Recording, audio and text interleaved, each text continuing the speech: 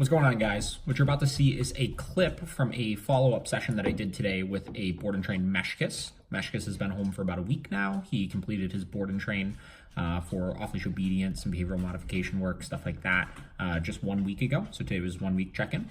And one thing his owners wanted to work on was sending him from afar to his bed. So being able to send him from across the room, from another room, et cetera, et cetera. Now, this is not something that we typically work on in our board and train format with the dogs, but one thing that we do in our board and trains is we create the communication and the language to be able to tell the dog both yes and no.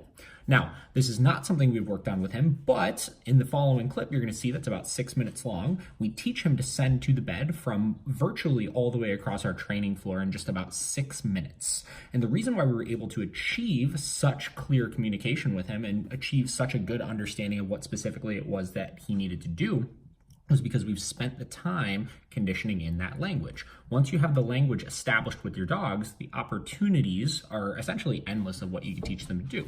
You want to teach them to go retrieve things? Great, you can tell them yes and no. You want to teach them to go to their bed from afar?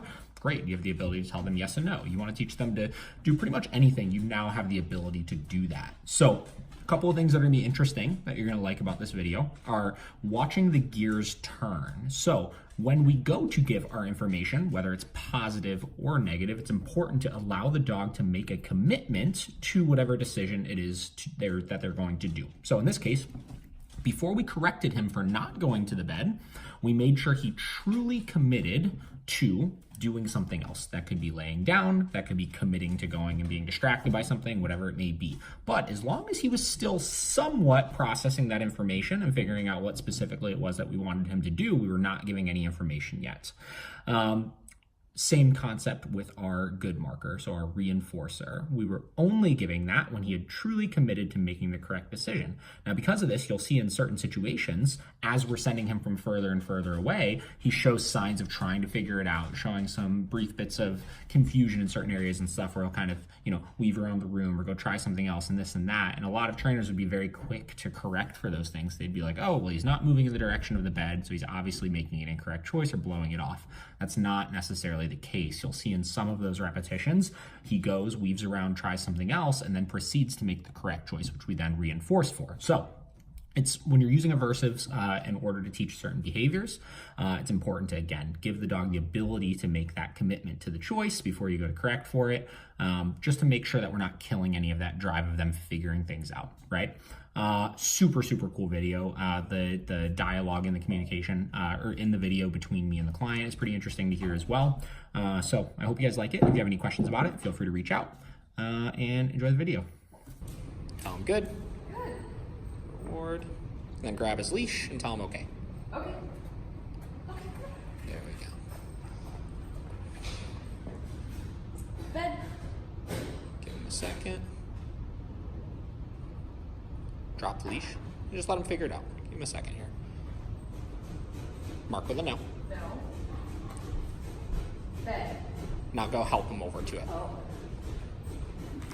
There we go. So after that correction, we're giving him whatever help we need in order to get him then onto the bed. Okay. Right? And tell him, okay, let's try again. Now let's see if he fixes himself this time, knowing that that was an incorrect choice there. Bed. Keep waiting, let him figure it out. Perfect. Thought process, figured it out. And then reward. Good.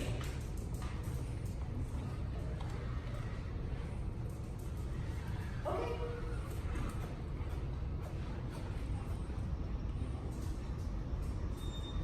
Bed. Drop the leash.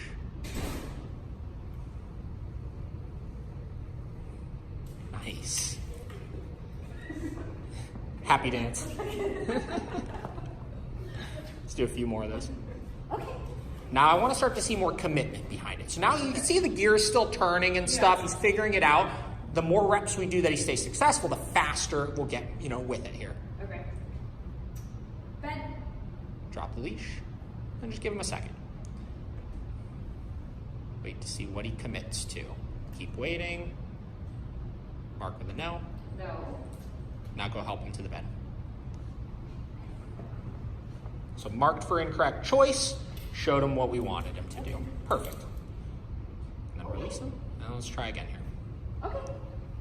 Okay. Just encourage him off a little bit. Come on, there you go. Bed. Drop the leash. Let's see what he does.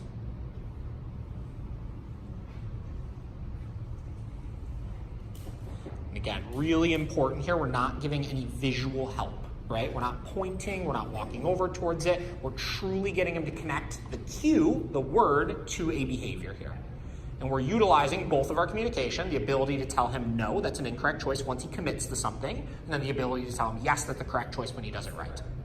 Okay. Nice. I love this stuff. It's interesting to watch the gears turn, Yeah. right? Bed.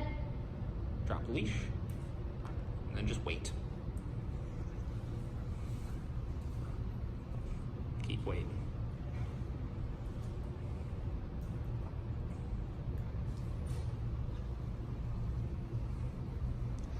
Now, what was interesting about that rep, he went to that bed leaning against the wall, right? Yeah. So that's why I picked it up. Good. But it's cool. He figured it out. You have to give them the time to be able to process that. Let's do a couple more here. Okay.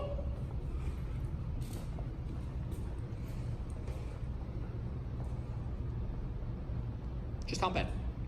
Okay. Because he already knew. It's fine. Just on bed. Okay. Bed. And give him a minute. That's what we want to see. That's the reason why we're only working on one behavior, because I want to start to see him guessing the right thing. Oh, okay. Right? All right. Just try and catch him with it beforehand. So say bed quicker, knowing that he's probably going to make that decision on his own. And it'll be harder when we start next time, right? Like, Oh, definitely. You'll, like when you start this at home, you'll have to start closer again. yeah. Right? But it's the same process.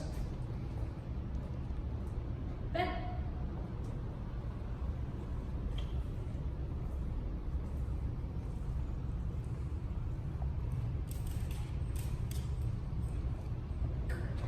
Now I want you to start marking sooner. Mark with your good the second he gets into the position. Okay. All right. Right? The mark is just like our no marker, where we're marking incorrect choice, we're marking for a specific thing he's doing. The good marker is the same deal. So the second he gets onto the bed, good, correct choice, right?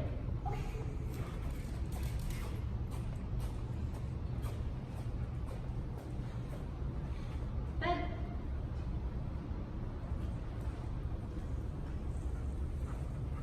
Nice. See the commitment he's starting to get behind it. Good. Wait till he stabilizes in the down before you mark.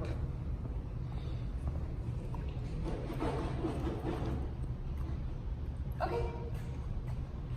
There we go.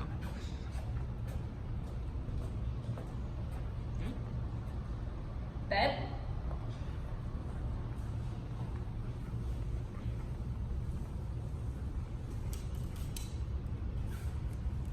Good. Perfect. Let's do 2 more of those. Mashkas, you're giving me a real good video right now. Okay.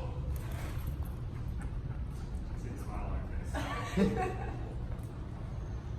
Bed. Just give him a second. Let's see what he does here. Keep waiting.